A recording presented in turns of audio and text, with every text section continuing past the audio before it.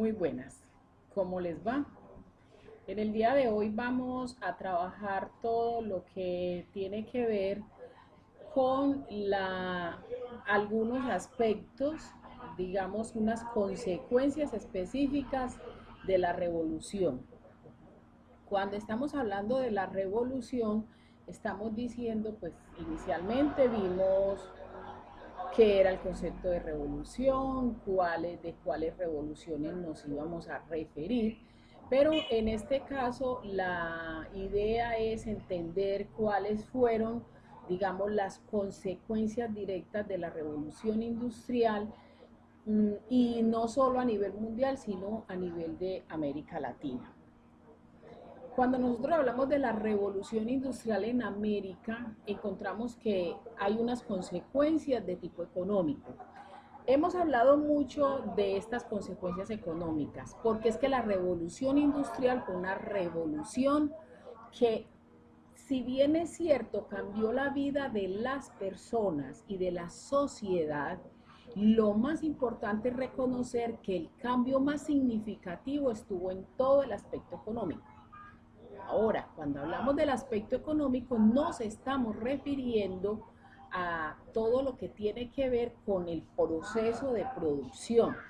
El proceso de producción es aquel que tiene que ver con de dónde, cómo se dan las cosas, cómo se vende y cómo se compra, ¿cierto? Entonces, es un proceso largo que tiene que ver desde el inicio de la extracción de las materias primas hasta la venta. Entonces, ese proceso largo de extracción, de producción, de transformación, luego de comercialización, es el proceso que llamamos el proceso económico.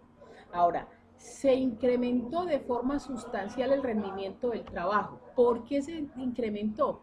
Pues obvio, como ya no era solo la mano del hombre, como ya no era solo la mano y la fuerza de la persona, sino que a eso se le estaban agregando unas máquinas, entonces ese compendio de máquinas y personas generaba una mayor producción, un mayor rendimiento, y obviamente en la medida en que haya mayor producción se disminuye el costo de los productos, porque no es lo mismo cuando usted solo hace una camisa y la hace a mano. Por eso es que la artesanía tiene un costo un poquito más alto, porque es hecho a mano y ese es un trabajo significativo.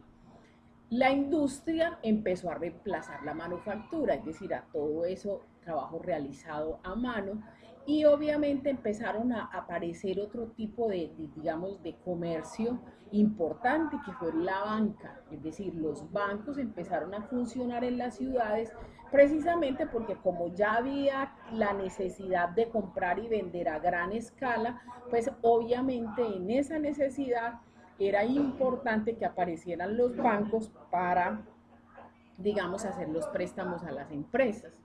De esta manera, el sistema capitalista empezó digamos, a reemplazar el sistema feudal.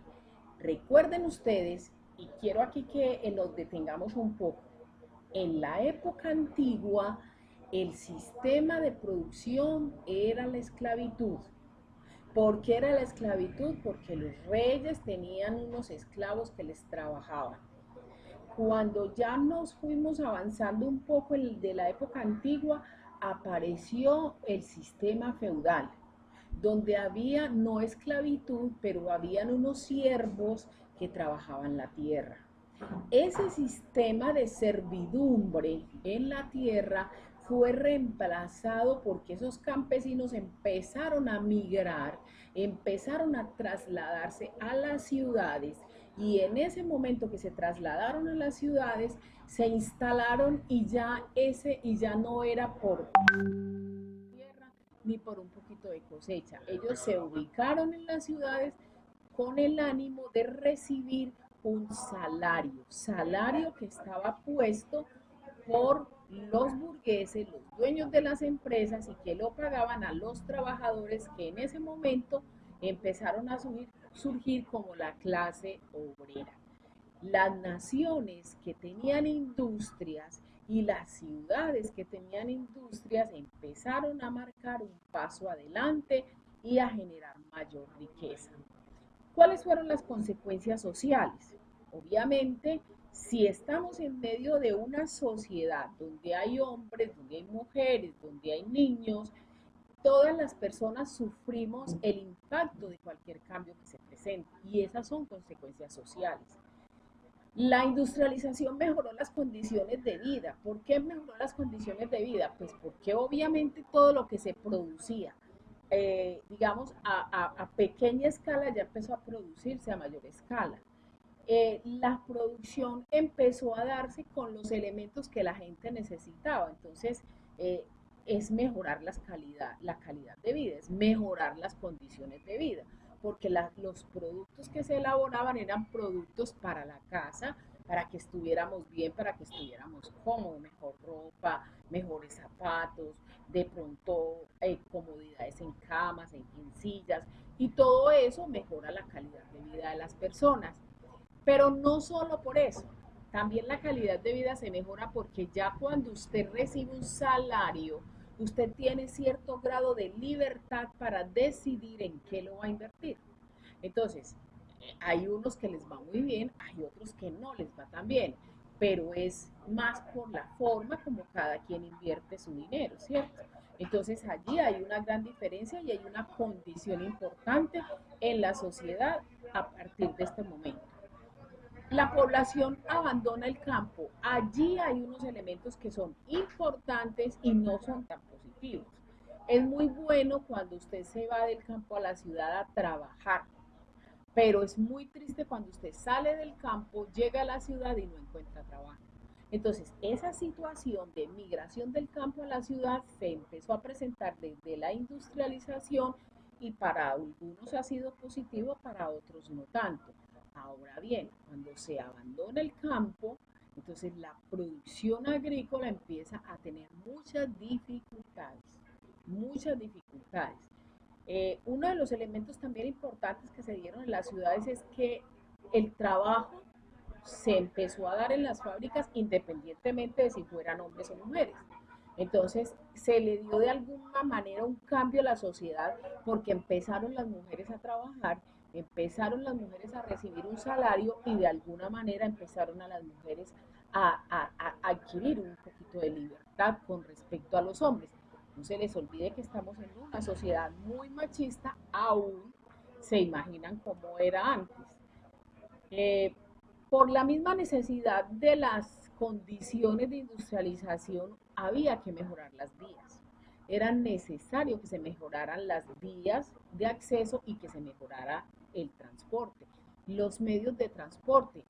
Recuerda que la clase pasada vimos lo de la máquina de vapor, vimos que se hicieron los trenes, que los ferrocarriles, y todo eso mejoró las vías y todo eso mejoró el transporte y entonces se dio mayor velocidad, se dieron posibilidades de transportar personas, posibilidades de transportar carga y todo eso daba unas mejores condiciones de que todo el sistema empezara a moverse y a tener una dinámica importante. Pero ¿qué pasaba en las fábricas? La gente trabajaba mucho tiempo. La gente trabajaba 10, 12, 14 horas y se les explotaba. El salario no era como hoy, porque es que hoy el salario se define un salario mínimo sin ser bueno, pero es un salario mínimo para decir que nadie puede pagar por debajo de eso, ¿cierto? El salario mínimo regula la explotación. Ah, claro, el salario mínimo no alcanza en Colombia, pero es un salario que permite que la gente tenga, digamos, lo justo, de acuerdo a la norma. Cuando estábamos en aquella época no había salario mínimo, entonces cada trabajador recibía el salario que en esa fábrica le querían pagar. Y entonces en ese orden de ideas había explotación. ¿Por qué? Porque no se les pagaba lo justo, se les ponía a trabajar muchas horas y allí hay un inconveniente que hizo que en la sociedad aparecieran los sindicatos y que aparecieran digamos, las protestas. ¿Qué pasa con la parte política? empieza una clase, nueva clase, que es la clase burguesa, los que dueños de las fábricas empiezan a tener un control político. Para nadie es un secreto que las personas que manejan el país y que siempre lo han manejado son personas de poder económico. ¿Por qué poder económico? Pues necesariamente quienes tienen las fábricas necesitan que muchas de las normas los favorezcan. Entonces ellos hacen un aporte importante a ciertos candidatos políticos y a ciertas campañas. Entonces la burguesía empieza a manejar la parte política, pero también empieza esa clase que estaba antes de los feudales, en el feudalismo, la clase aristócrata y todos esos reyes junto con los sacerdotes que mandaban, empezaron a perder poder y ya quienes empezaron a tomar el mando fueron los de la clase burguesa, que eran los que tenían el dinero. El Estado empezó a perder cierto grado de control, porque el Estado en el sistema capitalista lo que hace es hacer una vigilancia, pero el Estado no le dice a usted, ni me dice a mí, no le dice a nadie, no haga una fábrica. Usted puede crear una empresa, yo puedo crear una empresa, tengo libertad para hacerlo, porque de hecho la Constitución me lo permite, ¿cierto? Y las condiciones del sistema capitalista permiten que cualquiera pueda montar un negocio y cualquiera pueda montar una empresa. Que se sostenga, que no se sostenga o que se quiebre es otro cuento, pero tenemos esas posibilidades en un sistema capitalista. Y empiezan a surgir unas ideas como para decir, ¿cómo vivimos mejor? Vivimos mejor si tenemos una libertad y el Estado controla solamente, vivimos mejor si el Estado domina todo o vivimos mejor si cada quien hace lo que les provoca. Entonces surgen unas formas de pensar y unas maneras y unas ideologías que fue el socialismo, donde se pensaba que todas las personas debían ser iguales y que el Estado debería tener el dinero para repartir, tener el trabajo para repartir y que no existieran las clases sociales. Empezó a surgir el comunismo, donde, bueno, todos por igual, y el anarquismo, donde cada quien haga lo que le provoca. Entonces son ideas que de pronto se pensó que en algún momento podían servir y que podían afianzar la forma política, pero son consecuencias de una sociedad un poquito más avanzada y estructurada. Ahora, las condiciones, las consecuencias políticas y las consecuencias sociales también generan que nosotros en la sociedad nos convirtamos en los servidores de otras sociedades. Eh, los países latinoamericanos se convirtieron en despensas. Sabemos que es una despensa, ¿no? La despensa es el espacio que tenemos en la casa donde guardamos la comida, ¿cierto? Donde guardamos lo que necesitamos. La nevera es una despensa, ¿cierto? Entonces, nosotros nos convertimos en la despensa de toda esa producción europea. Entonces, en Inglaterra había fábricas y nosotros teníamos fábricas, pero nosotros teníamos muy poquitas fábricas con relación a las que habían en Europa.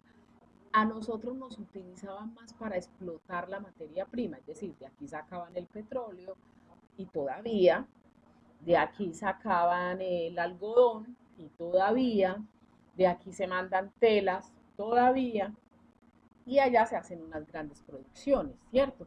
Entonces nosotros hemos ido mejorando porque realmente hemos tenido mucha mejoría y en este momento ya tenemos muchas empresas que hacen muchas de las cosas que antes no hacíamos, pero realmente nuestra posición al inicio, cuando la revolución industrial era para extraernos la materia prima. De aquí iba toda la materia prima y en Europa hacían todos los cambios y todas las transformaciones y toda la producción.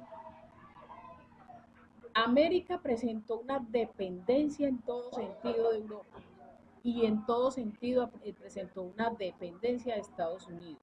Es decir, esos países desarrollados empezaron a invertir en nuestro país para que nosotros avanzáramos para servirles a ellos. Es decir, si ellos necesitaban carreteras para poder transportar la mercancía aquí, pues obviamente construían carreteras o invertían en carreteras acá.